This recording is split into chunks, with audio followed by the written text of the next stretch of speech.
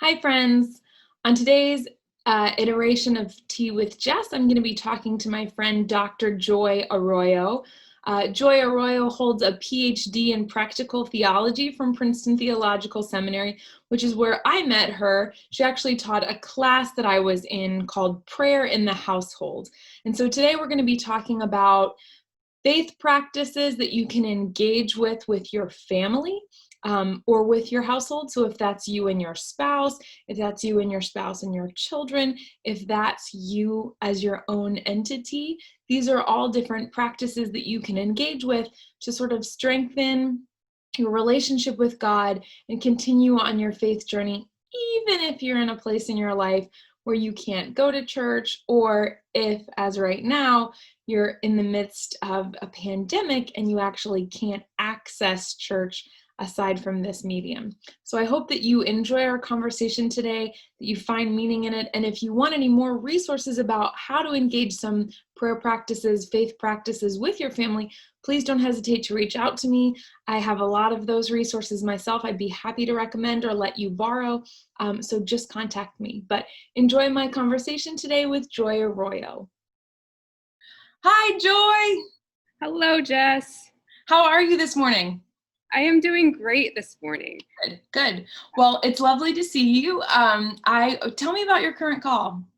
Yeah, so right now I'm teaching writing at Princeton University. I teach a freshman writing course. It's called Love and Social Change. And so my students investigate love as it relates to society and specifically different changes in society. And so this was a totally unexpected thing for me teaching writing. My PhD is in practical theology, and I study families. I study motherhood. I really enjoy studying just daily life spirituality, and so that's what my PhD is in. So right now I'm teaching writing, but my hope is at some point to transition back into either teaching at a seminary or pastoring at some point. That's great. Yeah. So I was just sort of wondering, when did you start studying that specifically and faith practices for households, and why? What drew you to that? What made that sort of one of the things you focused on?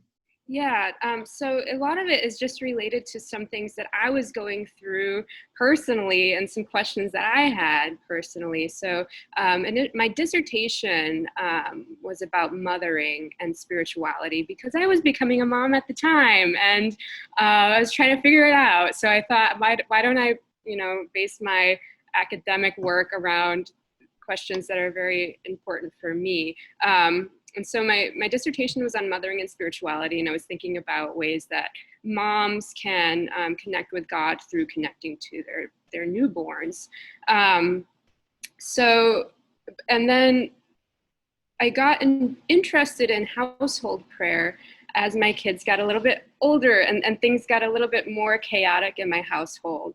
So I'm more introverted. I love praying on my own. That's where I find my strength. Right? I just love spending time alone with Jesus. And I did not get that at all, when I was... That's shocking. Right? So that just wasn't as much a part of my life when I had young kids. And they're still pretty young. My son is 6 and my daughter is 4. But when I was creating this course called Prayer in the Household, my son was 4 and my daughter was 2. And it's just constant.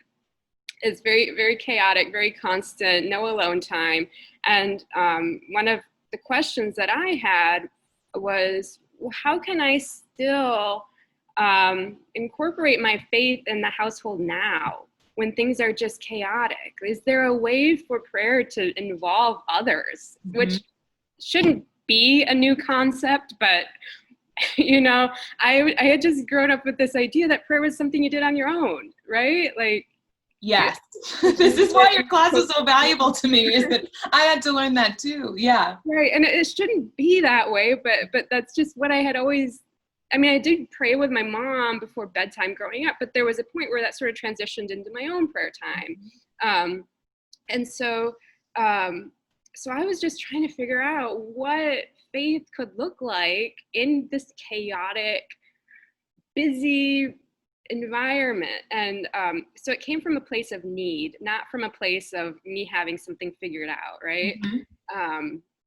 So I started just doing some reading on household faith, and then I had an opportunity to design a course for Princeton, and I thought that was sort of a gap in the Princeton curriculum was a course that focused on this active relational prayer.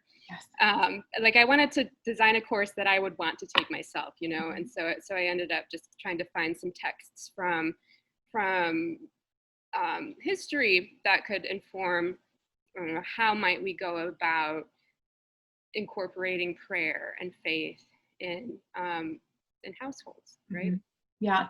So what in the course of writing your dissertation and being a mom, you're trying to figure out how to do spirituality. What are some of the practices that have evolved as a result of your work, right? Both personally and professionally. And how have you sort of watched how incorporating these familial household prayer practices, how have you watched that sort of form and shape the development of your family's faith? Yeah, and one of the big things that I started on was bedtime prayer with my son, because I encountered a statistic while I was doing my research that bedtime prayer is incredibly important for long-term faith development. It's correlated with strong faith as youth, and even a stronger sense of belonging to their congregation. So I don't know why it's correlated, like there's a correlation between those two, but it is. And so I started praying with my son. At the time he was 4, and we were just trying to figure it out, like, okay, what's going to work with a 4-year-old at bedtime? And he's very energetic. Like, he loves jumping all over the place. He's not the type to just, quiet down and, let's have some prayer time, So I had to figure it out. And sometimes we would sing together. I tried a prayer book, like I bought a kid's prayer book, and so he would read, like we'd read a prayer or two, he'd pick out one and I'd read it, and that was okay. But what we settled on for a while was him writing out his prayers and drawing pictures. So he was 4 at the time, he couldn't write, so he would tell me what he wanted to pray and I would write it, and then he would draw a picture, and he ended up doing kind of a prayer book. And so what I noticed was starting that bedtime prayer practice was then afterwards, he would ask me questions about God. We would dive into some pretty deep conversations about heaven and life and death and God after these prayer times. And I think what it really opened up for us, especially my relationship with him, was a language for talking about God. And I think that's why prayer in the household is important. It shows that we believe God is real enough to talk to God, right? And so I think it shows him God is real. We can talk to God. You can talk to God, and we can talk about God together and try to figure this out together. Yeah. So that was a practice. And then we also do mealtime prayers. Our mealtime just got thrown off totally with COVID because, I was working until 2. I would wake up early, get my work done and try to end at 2. And then my husband would go to work and be gone all evening. So our family mealtimes really just got thrown off through this. But when we can, we will pray before meals, and my 4-year-old daughter has enjoyed doing that, so she'll make up a mealtime prayer. I used to think those prayers, like the mealtime prayer, bedtime prayer, were just kind of rote, like, you just something you did and it had no meaning. Yeah. But they actually really are significant for children to know that they can talk to God and we can talk about God together. Yeah, and the idea that you're talking about too, in terms of this, illustrating prayers that he articulates that you then write out, that's also a testament. I mean, that's a physical thing that you can give to him when he's older as a reminder of this familial life that he's had with God and with you. And that's also a really beautiful thing as a parent, I would imagine, to be able to provide to your child, is this is your foundations, and like, this is where you came from in terms of, this is where you started on your faith journey. I'm like, Yeah. I wish I had something like that. That sounds like just an amazing thing to do. And also a way to remind kids that like they're created in the image of God, the creator, right? So like, you get to draw and do something artistic as a form of prayer, you know? And I think it just really worked with him because he liked to draw and Mhm. stuff. And the prayers are pretty silly. Like, it was cute because he's just trying to figure out what to say to God, and he didn't know. Like, and I would try to model it and teach him a little bit what you could say to God. You can say thank you for what you have. You can ask God for what you need. But just the actual prayers he did were kind of silly. How he wants to have a sleepover with his cousins, you know. But it's just adorable, just Yep. for him to bring what he's thinking about to God. And Yeah. I didn't try to like correct him or anything. I just wanted him to begin to develop that language. Mm-hmm. So what are sort of the top 3 ways of engaging in faith practices at home that you recommend for beginners? And that could be like a personal practice or a practice you do with your kids, or, you know, anything. Like, what are the sort of the 3 things that are sort of a good entry level into this kind of faith development? Yeah. I mean, the biggest thing I think is just to find something that works for your family, right? Mm-hmm. So not everything is going to work for every family. Like, especially you might not have dinners together, or you might not always have a regular bedtime. But I do think mealtime prayer and bedtime prayer can be a place to start. Mm-hmm. And I think it depends on the age. So like if it's a new parent with an infant, I think that's a great time to start, actually. Because then you can just start praying over the infant at bedtime, and then it can be a nice bonding time with the infant and with God.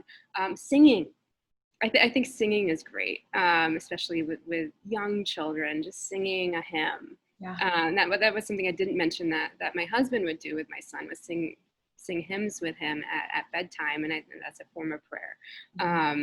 So finding a little song that you can sing together, or singing before bed, I think is great. I think for older kids who are able to do this, there's a practice that I really like. My kids aren't quite old enough to do it. They probably could. I think I can see it going off in random directions, but one that I like is to share a high point and a low point of the day, maybe at a mealtime if there's a shared mealtime, or at bedtime. So share a high and low point of the day, and then just pray for that, for the high point and the low point. I was also just investigating apps because I think they're helpful. Yeah. If you don't know what you're doing. So I found this app. It's called Family Prayer. I don't know. Okay. Can you actually see that? Maybe not. Kind of. There's a little bit of a glare on it. Oh, okay. Well, it's an app called Family Prayer. Okay. Prayer, talking with God, and it there's these little categories you can press. Tell God He's great. Say you're sorry. Ask God a question and say thank you. And then each person can like click it and then say the prayer that's on it. And so that might be a pretty simple way of starting a family prayer practice that involves maybe a little bit of fun as you click on the little icons. And it also talks about the different ways you can pray. So praising God, apologizing, confession, asking God for something that you need, and then saying thank you. So this is one that I found. There might be other apps that are helpful, but you know, especially if you're a beginner, find a great app. And that I'm all for, you know, using the technology that we have if it's great technology. That's awesome. So are there other like resources that you could recommend to people that are like feeling like, I don't know what I'm doing, right? I think apps are a great one. Is there anything else that like comes to mind immediately that you're like, oh, this is a really great resource, or a really great book, or you know, something like that? I'll have another app. Oh, great. We love apps. So one thing that I found that my kids loved it's called the Bible app for kids. Okay. And it's sort of an interactive journey through the Bible. So if any family wants to incorporate Bible reading, this is very kid friendly. You click on the story, and then it tells the story from the Bible. And then there's some interaction that they can do at the end, but it feels like a game. Right. So I think that's helpful for those families who don't want to have more screen time. Yeah. Then I think there are some great children's Bibles out there as well. For folks in our congregation, we have a church library, and we have a lot of wonderful children's Bibles and Bible storybooks there that folks can access by contacting me, and I will make sure that you get some resources. So yeah, children's Bibles are great. Yeah. So I mean, that's the only other thing that comes to mind in terms of the Bible reading. It's just there's some great apps and some great Bibles out there. Cool. Yeah. So you mentioned this prayer in the household course and looking at how that developed, right? So what does history have to teach us about prayer in the household, about establishing these practices? Like what kinds of resources are out there about that, I guess? Right, yeah. Well, before I go into history, I do want to share something that we're discovering now through a lot of research, is that the most significant indicator of faith in youth is the faith of the parents, right? So if parents are practicing faith, modeling faith, praying, talking about it, the youth are more likely to also have faith. And the second thing I want to say about the research is that warmth matters, right? And so the way that we talk about faith with our kids, if we're warm about it and not like, oh, you have to pray, but being very warm in the way that we're talking about our faith is also important in transmitting faith to our kids. And faith is something eventually, it's not really something you can transmit, because eventually the kids will grow up and they'll have their own interaction with God. But what we do matters as parents, and what we model matters. It matters so much, right? Yeah. So I do want to say that's sort of where we're at currently with a lot of our research. Now going back in history, but I do want to talk a little bit about the Protestant Reformation. Martin Luther, here he is. He started the Protestant Reformation, and so he's the founder of Protestantism, and he really believed in something called the priesthood of all believers, which meant he believed everyone should be able to pray, to access God directly. And so because of that, he thought that households were a great place to teach prayer. So he developed what he called a catechism for parents to teach their children about some of the basics of Christianity. And included in that was the Lord's Prayer. So he thought that parents should be teaching their kids the Lord's Prayer.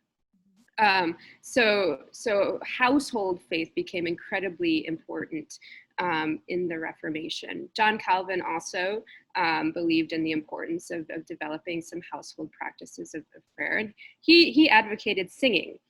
He thought singing was very important, psalm singing. So he wanted to educate children on singing psalms, and then he thought they would bring it back home with them from school into their households, and maybe influence their parents that way.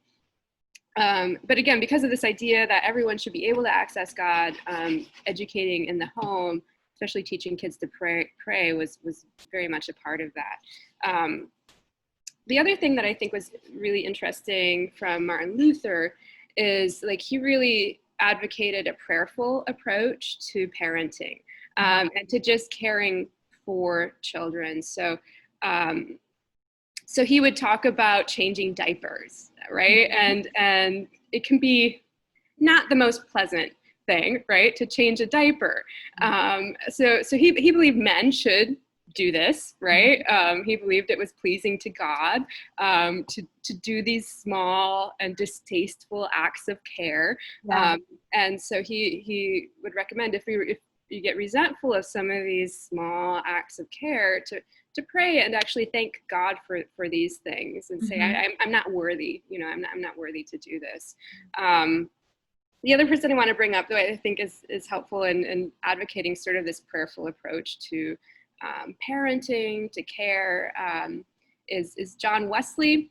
I come from the Methodist tradition, so I'm just enthralled with John Wesley. So he founded the Methodist tradition.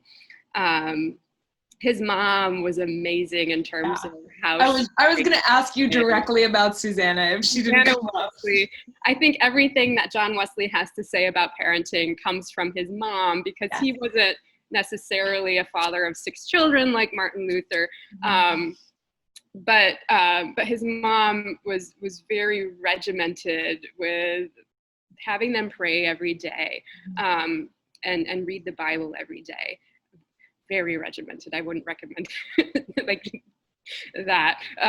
But it was incredibly formative for John Wesley and his brothers. And so, they became leaders of the Methodist movement. So he really recommended praying when you lose patience with children, praying for more love, right? Praying that God would give that extra love to keep going when it gets difficult. And he also recommended just talking about God every day, and look at the sun. God created the sun. God created everything that we see because God loves us. So he really was recommending just developing this language for talking about God, and at the same time praying for God to illuminate their understanding. So it's just this very, very prayerful approach, realizing that we really can't do it on our own, but God is with us. And so God really can empower us, especially in the difficult moments, to keep going. And I think I'm gonna transition now from history to sort of what's happening right now. Yes. Right? COVID-19, woohoo! I think it's incredibly tough for parents. I'm a parent, like I said, I have 2 young kids. I was teaching and parenting, and just exhausted at the end of the day, and just starting to lose my temper a little bit, and not wanting to. And so I have just found that praying, and even just like taking time, a little bit of time in the morning to pray, helps me. Saying a help me prayer in the moment. I've been doing some research on this because, again, I've needed to do research on this to keep my own sanity. But it turns out that these little prayers, thinking about God, actually can change your brain in the moment, right? So like if you're like in this fight or flight response because you're stressed out, like the kid is doing something and you're like, and I'm gonna lose it, right? So like that activates a part of the brain, like this fight or flight response. But what prayer does is it actually wires you more for connection. Like it can get you out of the fight or flight response into a more connective mindset. And so like in those moments, taking a moment to say, help me God, right? Like, walking out of the room, saying a short prayer, like that actually can be helpful, and it increases self-control. That's some of the research that I've been doing lately. Like there's studies that show that, these are scientific studies that show that when you are about to lose your self-control, thinking about God, personal prayer actually increases self-control. Wow. So there is a scientific basis for incorporating this prayer in daily life, even just to keep ourselves together as much as we can. It's not going to solve every problem related to COVID-19, but it might help calm ourselves down a little bit. Yeah, it might make it slightly more bearable, right? And I also really love and value what you're saying, not only in terms of household or even children, right? But our households are changing in terms of a lot of folks are now having to be caregivers for aging parents. And a lot of what you're saying and what I'm hearing you say also feels like it applies to those situations as well, right? Because it's really difficult to take care of someone who has had such a different role in your life. And especially when there are issues that come up as a result of illness, and I'm thinking particularly of, of like dementia and Alzheimer's, where that memory isn't there. It's very easy to get frustrated, not at the individual, but at the circumstance. And sometimes that, right. And just like it is with children, right? Like, I love you, but you ate a cupcake and your sugar level is so crazy right now. Like you can't stop vibrating. And I have to have a meeting, So I think that's also really applicable to spouses, to folks that are caring for their parents, to all kinds of different family structures in a way that's really valuable. And particularly, right, and stepping outside for prayer, we have church families, we have work families, there are all kinds of families that sometimes you just need a minute, to reset your brain. And so I think that's a really wonderful practice, not only for folks in families, but also like to extend out beyond and into the community. And I think that's also one of the things that I'm hearing you say, and I've heard you say before, is that like the household is kind of where all of our faith practices begin and bloom from. And that's the space that we go out into the world and extend what we've learned into that space. So exactly. Yeah. It's depending on the type of household you're in, like if you can get away and shut the door and pray, then that can be a time of personal prayer as well. I think the household is incredibly formative for faith, and it is the place where we can practice our faith. And then, like you said, bring it out. Like if we're letting Jesus, I love Jesus. Like I'll talk about Jesus. If we're letting Jesus shape us and talk to us and form us, then we can bring that outward, right?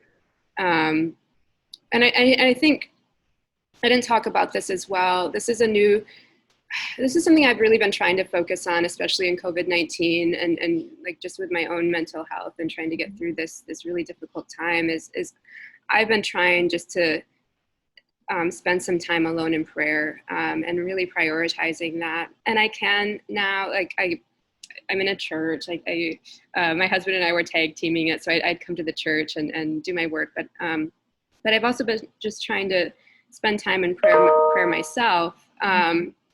And I've really just been trying to focus on God's compassion for me, because I think that helps make me more compassionate for those around me. So just like understanding that God is delighting in me, that God understands that it's hard right now. Like what we're going through is so hard. And God gets that. But just kind of imagining God saying that to me and having that compassion on me primes me to be more patient and compassionate and understanding for what, my kids or these others are going through. So I think particularly in personal prayer, like just thinking about and sitting in God's love and God's compassion, for me has been huge. And so I highly recommend that. And again, that changes the brain. There are some studies that show that really focusing on a loving God strengthens the compassion and connection parts of the brain. Yeah. And I think that's what all parents need to hear during COVID-19 is that this is hard. There's nothing wrong with you. You are doing the best that you can, and we see that, and that's good, right? It's good. How did you explain COVID to your 4 and your 6-year-olds? Like what has that been like? Yeah, it's tough because they didn't know that it was in the world until suddenly the schools shut down, right? And so suddenly schools are shut down, and it's a massive transition for them. So obviously you have to talk to them about why you're wearing masks now. And so I explained that there is a disease that can be really. I try to be honest with my kids. I don't know if it's the best way of saying it, but I said this can be really deadly, especially for older people. And so we have to wear our masks. We have to stay in. We can't interact with people because that's how it spreads. and it's hard. And I tried to tell them and just affirm it's really hard right now not to be able to see your friends and not to go to school. And I know that. Yeah. And so whenever that comes up, I just try to affirm, yeah, this is hard. And I'm sorry. I'm sorry that this is happening. And so I think there was a video for kids about COVID, and I had them watch this video. And so now they talk about the disease, and they talk about, well, when the disease is over, we're going to do these things. And I actually created a little jar where they could write down things they wanted to do when the disease is over, and we put that in there. So I think they get it now. And then I'm just wondering too, with the tension and the turmoil of what's going on in the world right now for a variety of reasons, what's bringing you joy and hope right now? Yeah. So I think on a big level, I think it's really interesting how households are shifting, how things have really, in terms of just the scheduling and the busyness, have shifted. So I'm very interested to see kind of what happens from here and in terms of households and how we connect with each other. I think it's a great time to try to reconnect and to try to fix problems that we might have swept under the rug in terms of relationships and parenting stuff. And so so I'm kind of hopeful about some of the possibilities of this togetherness for families. In terms of what brings me personally joy, I'm doing what a lot of people apparently are doing, which is gardening. Though I will say I didn't. I was gardening before COVID. But I've been gardening. I've been trying to put together my home gym, which apparently a lot of people are doing because they can't find equipment. So I've been exercising, and then we've been thinking about getting a dog, which apparently everyone's thinking about getting a dog because it's really hard to get a dog right now. So I think, just trying to get my household in order, trying to find some joy in what's happening in the home. I think that's where personally what I've been focusing on. Yeah. Are there any kind of final truth nuggets you want to share before we sort of close our meeting today? I think I'll just reiterate something I said earlier, because I think it's so important, again, just to have compassion on ourselves when we do lose it because of what's happening. Just remind ourselves this is hard, and I'm doing the best I can. And then also recognize that God thinks that way too. That God's not just beating us over the head because we aren't doing things perfectly, but God is really with us in this, and is ready to offer us love, and that love truly changes us for the better. So I think that's something that has become so much more real to me through this. Good. So I think that's what I'll leave you all with. Thank you, Joy. This has been such a wonderful conversation, as always. It's been so great to reconnect with you. And I'm wondering if you wouldn't mind kind of praying us out of this session. Sure, I will do that. But would you mind if I tried out the app? No, I think that would be great. We can model what you've been talking about. It's wonderful. This is a family prayer app. Okay. I'm gonna go through the little squares and show this family prayer. So the first one is tell God He's great. Okay. God, you are good. Your love for me is huge. And there's a Bible verse. You, Lord, are forgiving and good, abounding in love to all who call you. The next one is say you're sorry. God, I'm sorry. When was the last time you weren't wise with your words? And so this is sort of a personal reflection. When was the last time you weren't wise with your words? Did you say something hurtful, use a bad word, or talk ugly about someone? Tell your family about it, and then tell God. Please help me only speak words that build others up. So next, ask God a question. God, I ask for peace. We need peace in our world. Show me ways to love others the way you have loved me. John 13:34, a new command I give you, love one another. As I have loved you, so you must love one another. And then finally, we're going to say thank you. God, thank you. Thank you for helping me grow to be more like you every day. There's another Bible verse. Therefore, if anyone is in Christ, the new creation has come, the old has gone, the new is here. And I'm just going to close us with that. Lord, you are always making us a new creation. We're constantly works in progress. And I pray that you will form us through this to be more like you. Help us to know how much you love us so deeply and that you recognize the difficulties that we're going through. Give us the strength to deal with everything that comes our way each day and help us grow to be more like you. Amen.